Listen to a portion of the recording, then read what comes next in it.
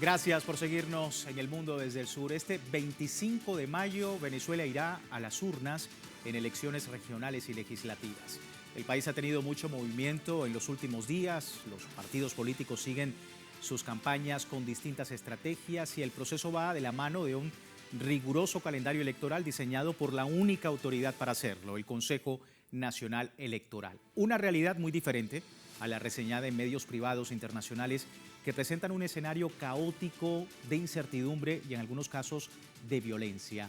En una reciente reunión con organismos de seguridad del Estado, el presidente Nicolás Maduro afirmó que el país es víctima de tergiversación y censura en la prensa de Estados Unidos, Europa y parte de Latinoamérica. De allí la importancia de mantener una batalla comunicacional en un momento trascendental para Venezuela.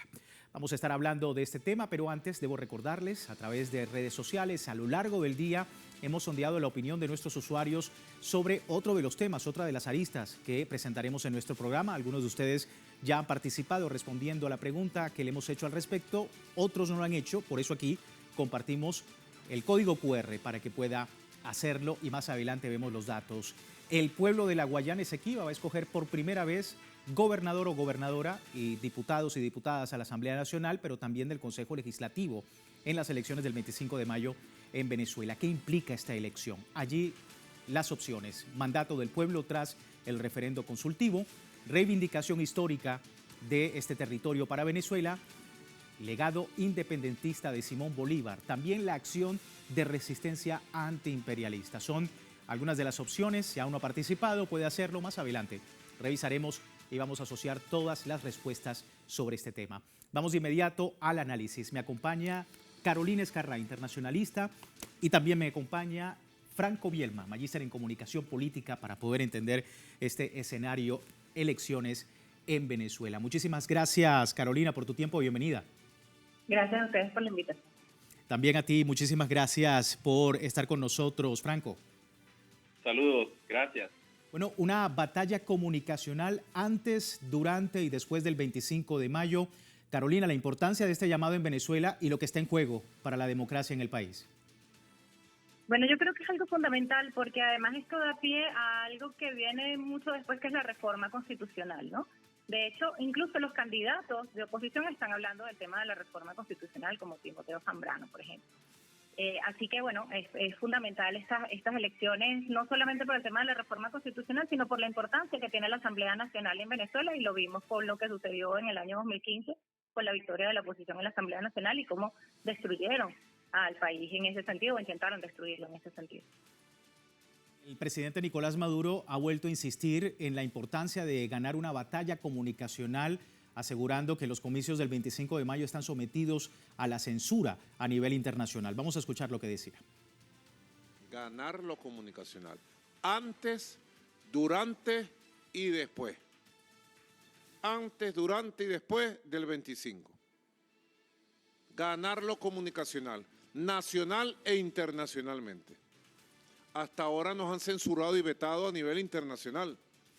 Hay tremendas elecciones. Mira, ayer hubo unas elecciones en Buenos Aires, unas elecciones legislativas ahí de poca monta. Ah, no, eso lo convierte en noticia mundial. Y aquí en Venezuela va a haber elecciones para las 24 gobernaciones, para el Poder Legislativo Nacional, Asamblea Nacional, y los poderes legislativos de los 24 estados, y los mismos medios lo tienen tapareado, lo tienen callado. Vamos a romper el veto, la censura y el bloqueo que tienen sobre este proceso. Ahora pónganse las pilas, pues. Cada quien creativo. Ustedes pueden, ¿o no? Ustedes pueden romper el veto, la censura, antes, durante y después. Porque una de las conspiraciones está para el mismo día de las elecciones. No voy a decir más porque eso está en pleno desarrollo. Y si digo más, se puede saber. Ahí tenemos al presidente Nicolás Maduro. Franco, ¿cómo se gana una batalla comunicacional? ¿Qué debe tener en cuenta el pueblo venezolano para librarla? Bueno, primeramente hay que reconocer que toda la estigmatización que ha habido, todo el ocultamiento que ha habido con respecto a la elección del 25 de mayo, se une a todo el historial de desconocimiento del sentido democrático y de las prácticas políticas de nuestro país. esto es un episodio más, pero en el caso del llamado que hace el presidente Maduro para confrontar esta situación, creo que es un llamado que debe ir mucho más allá del chavismo.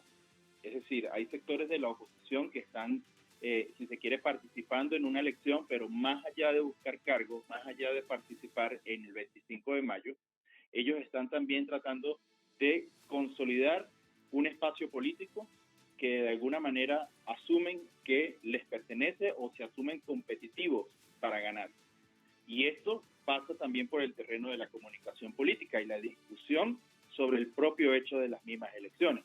Son sectores que merecen ser reconocidos como actores políticos dentro de la diatriba electoral actual, pero también actores políticos que deben ser reconocidos por los actores y las fuerzas vivas de la sociedad venezolana como parte pues del gran espectro de las oposiciones venezolanas. En Venezuela no existe una única oposición, existen diversas oposiciones.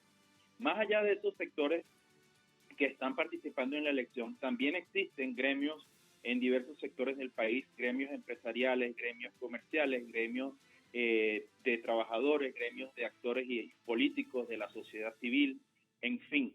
Se trata de una multiplicidad de actores de la vida nacional que también deberían estar llamados a participar no solo en la elección, sino también en el derecho legítimo, en el derecho constitucional que tienen como venezolanos de participar en la diatriba política en los buenos términos que están previstos en la Constitución. Y eso pasa no solo por la elección, sino también por el desarrollo de la vida política nacional. Entonces, la forma de plantear, si se quiere, una necesidad política, una necesidad de comunicación política, de establecer estrategia mediática, pasa por la confluencia de intereses entre los múltiples actores para hablar sobre la elección, para acudir a la elección y para confrontarse políticamente dentro de la elección. Y esto va mucho más allá del chavismo. Incluye también a otros sectores que están tratando de resignificar la política y encontrar un lugar dentro de las circunstancias actuales. Unas circunstancias que también implica lo internacional, porque a todo esto se le suma un complejo escenario regional. Y es que sectores en Colombia vinculados al juego de la desestabilización y las amenazas de Guyana, por otro lado, han sido denunciados también por organismos del Estado. Vamos a ver detalles de esto. Se han registrado 2 eventos en las fronteras.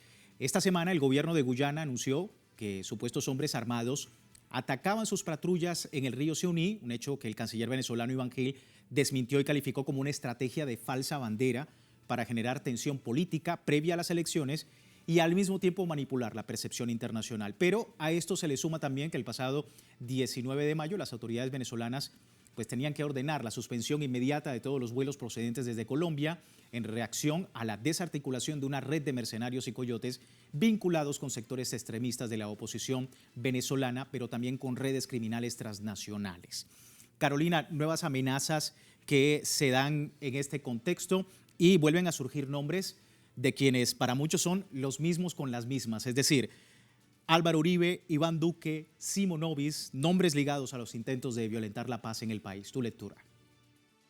Mira, no solamente son personas vinculadas a los intentos de desestabilizar el país, sino que son vinculados a uno de los negocios transnacionales más importantes que existe, de los más lucrativos que existe, como es el negocio del narcotráfico.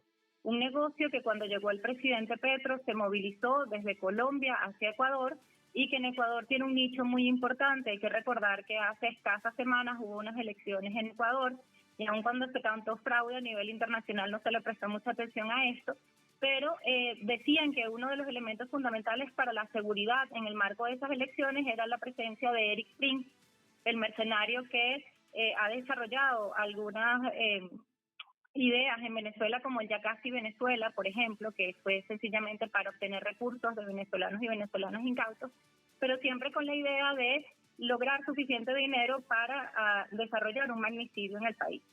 Yo creo que hay algo muy importante aquí, y quizás fui muy breve en mi respuesta anterior, pero algo muy importante, y es que en una de sus intervenciones, María Corina Machado decía que el 25 de mayo era una elección que le iba a lavar la cara a la decisión que tomó el pueblo soberano el 28 de julio del año pasado.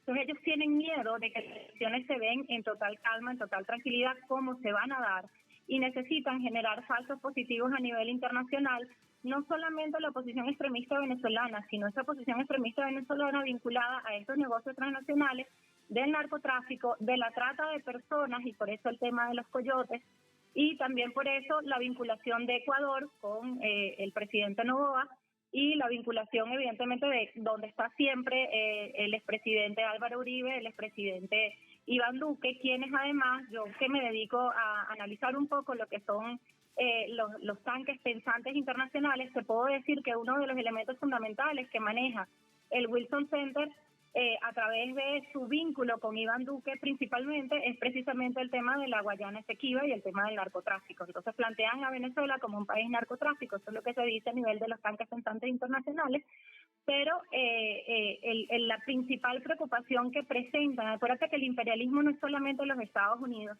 sino que es una construcción a nivel internacional, pero tiene una gran incidencia de lo que es el Reino Unido, y el Reino Unido tiene demasiados intereses en lo que es no solamente la Guayana Esequiba, sino en lo que son las empresas transnacionales que están en las zonas marítimas aún por delimitar. Ellos saben que no tienen la razón a nivel de las instancias internacionales, inclusive la Corte Internacional de Justicia. Por eso cuando la República Cooperativa de Guyana estableció la demanda en contra de Venezuela, lo que pidió es que se evaluaran todo lo que sucedió antes del Acuerdo de Ginebra del año 1966, porque el Acuerdo de Ginebra fue una decisión, si se quiere, donde se demostró políticamente que había habido fraude en lo que fue el laudo arbitrario de París en el año 1999, pero que a nivel de lo que es el derecho procesal en el campo de la Corte Internacional de Justicia, pues no representa, las pruebas que se presentaron allí no representan pruebas. Entonces ellos se están agarrando de esos organismos internacionales, muchos de ellos pagados y relacionados directamente al Departamento de Estado de los Estados Unidos, pagados y relacionados directamente a la ExxonMobil, pagados y relacionados directamente a los Rothschild. Hay que recordar que el CFR, el Council of Foreign Relations, es una de las organizaciones más importantes a nivel de establecer políticas, no solamente desde el punto de vista de los Estados Unidos, sino dentro del punto de vista de todo el imperialismo. Y a ellos no les interesa un país donde la democracia esté siendo ejemplo, como por ejemplo lo que está sucediendo con los cabildos abiertos en Colombia, esté siendo ejemplo para el resto del mundo, que sí se puede hacer una democracia participativa y protagónica, que nosotros además defendemos nuestra soberanía y nuestra integridad territorial, y eso es algo que evidentemente le da mucho miedo al imperialismo internacional.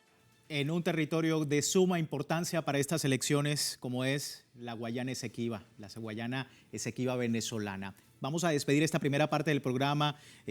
Carolina, Franco me acompañan en la próxima parte, pero recuerde usted también en su casa puede participar de la encuesta que hemos publicado en redes sociales. Al final de nuestra emisión analizamos los resultados. Aquí tiene el código QR, se lo volvemos a recordar para que pueda allí participar. Por lo pronto, vamos a una breve pausa en El Mundo desde el Sur. Ya regresamos.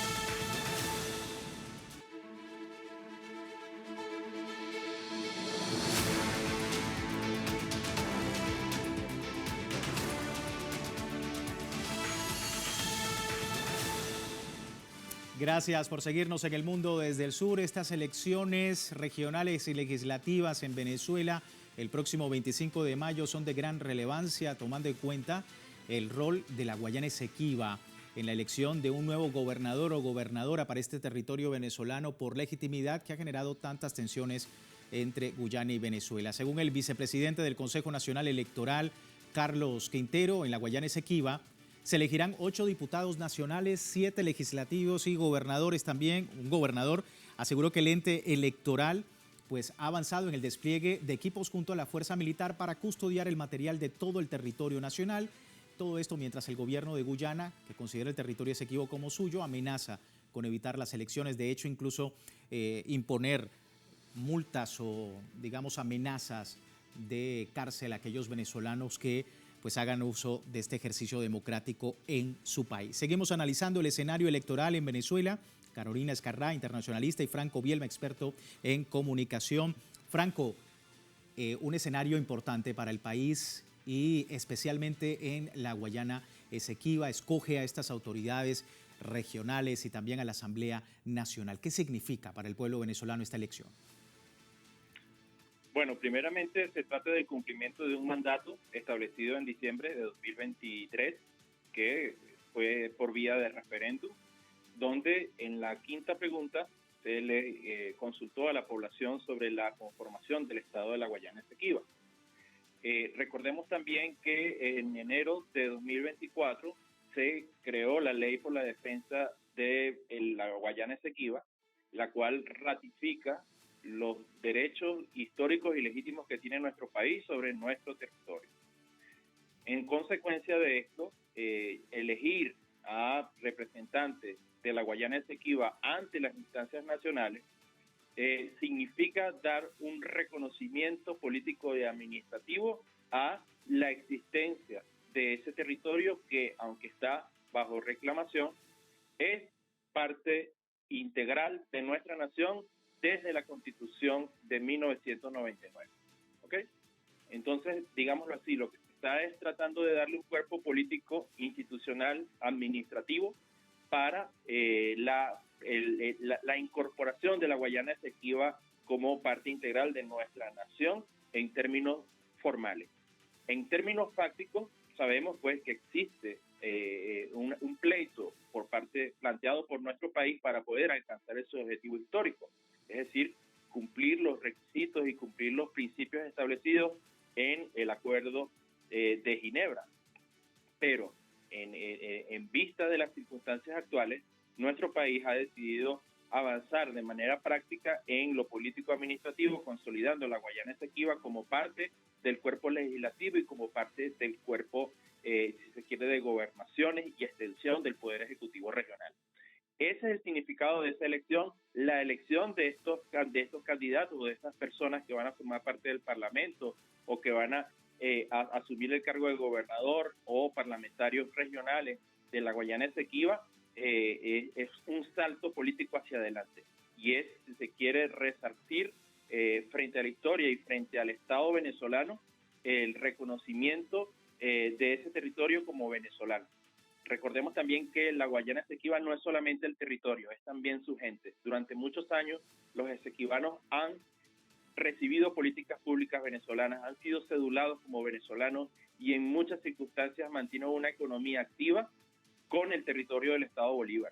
Y este reconocimiento político-administrativo a la condición de estas personas venezolanos esequibanos pasa por el reconocimiento de estructuras de representación política. Y esto es lo que se está construyendo en este momento. Sí, un salto político importante, pero también un salto histórico importante en esa región, Carolina. Sí, bueno, hay que recordar que nosotros durante muchos años, desde los años 70, se creó lo que fue el Tratado de Puerto España, el Acuerdo de Puerto España. Hubo una inacción un poco durante esos años por parte del gobierno venezolano y los guayaneses siguieron avanzando sin entender que el Acuerdo de Ginebra hablaba no solamente de una solución práctica y satisfactoria, sino que hablaba de una especie de condominio, en el caso, o por lo menos mientras se llegaba a un acuerdo. Para ellos ese territorio les pertenece a ellos sencillamente porque ellos no creen en lo que son los derechos desde el punto de vista histórico y porque están acostumbrados a que todo lo tienen de facto.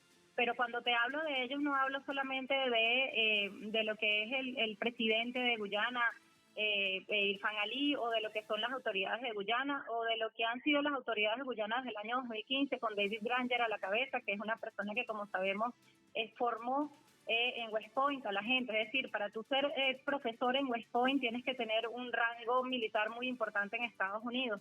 Y este señor viene de esa vía, ¿no? Estas son las personas que nos llevaron a nosotros ante la Corte Internacional de Justicia, son las personas que establecieron una demanda, las personas que, digamos, le dieron una patada a la mesa en el campo de las negociaciones bilaterales que había, y son las personas que se quieren adueñar de todos los recursos que hay en el territorio. Yo quiero decir además algo adicional, y es que en estos días, escuchando a uno de los candidatos, que es una persona a quien yo reconozco grandemente, él decía que el recurso más importante que tiene la Guayana Esequiba es que es nuestra. Y nosotros tenemos que reivindicar históricamente ese elemento, además de que tiene mucho que ver con lo que es el artículo 1 de la Constitución, que tiene que ver con el rescate de nuestra integridad territorial y el respeto y la defensa de nuestra integridad territorial. Sí, y una elección que por supuesto cuenta con el respaldo desde el Legislativo Nacional, con una ley orgánica de la defensa del territorio de la Guayana Esequiba. Franco, la importancia también y el reto, el desafío, ¿no?, para el próximo gobernador, un consejo legislativo en ese lugar. ¿Cuáles son los desafíos que estás viendo que pueden encarar estas personas luego del mandato popular que les obliga a estar allí en ese territorio? Bueno, en términos fácticos, sabemos el territorio sigue bajo administración de Guyana hasta que no se hagan cumplir los términos del Acuerdo de Ginebra de 1966. Pero la política no solamente está dirigida al territorio, también está dirigida hacia la gente. Y entonces creemos que desde el lado, vamos a decirlo, desde la línea de facto, se puede construir política para los esequibanos que tenemos que reconocer como compatriotas venezolanos, que como comenté hace un momento, durante mucho tiempo han sido parte, si se quiere, de nuestro país al formar parte de diversas políticas públicas que se han construido en el territorio hacia el oeste de la línea de facto. Entonces, creo que uno de los desafíos es precisamente avanzar en la línea de construcción de políticas públicas, ¿ok? Es decir, disolver en términos de hecho y en términos de políticas públicas la pretendida línea de facto y la pretendida línea divisoria entre la Venezuela al oeste de la línea y la Venezuela al este de la línea. Entonces, en este punto, la construcción de políticas públicas va a ser totalmente necesaria y la forma de desarrollarla debe hacerse en un marco de sumo cuidado ante las pretensiones y operaciones de bandera falsa que sabemos están orquestando desde Guyana, no solo para desvirtuar esta elección, sino también para sabotear todo el proceso de reclamación histórica y legítima que tiene nuestro país. Entonces, se trata de políticas de Estado que deben ser muy afinadas y muy coherentes con la situación objetiva del territorio, pero también con las necesidades subjetivas, históricas y legales que tiene nuestro país sobre la Guayana Esequiba. Un punto muy importante el que comentas y que quería también preguntarte, Carolina, en un minuto que ya se me termina el tiempo, la función social, la función pública de estos nuevos, de estos gobernadores y estos diputados a la Asamblea Nacional allí en el territorio de la Guayana Esequiba. Mira, yo creo que lo más importante es precisamente trabajar con la gente en la Guayana Esequiba. Yo explicaba en otro espacio que normalmente desde el punto de vista político, de la política interna de la República Cooperativa de Guyana, son reconocidos los indo-guyaneses y los afro-guyaneses, pero muy pocos los aborígenes, que son en su gran mayoría los que viven en esa zona de la Guayana Esequiba.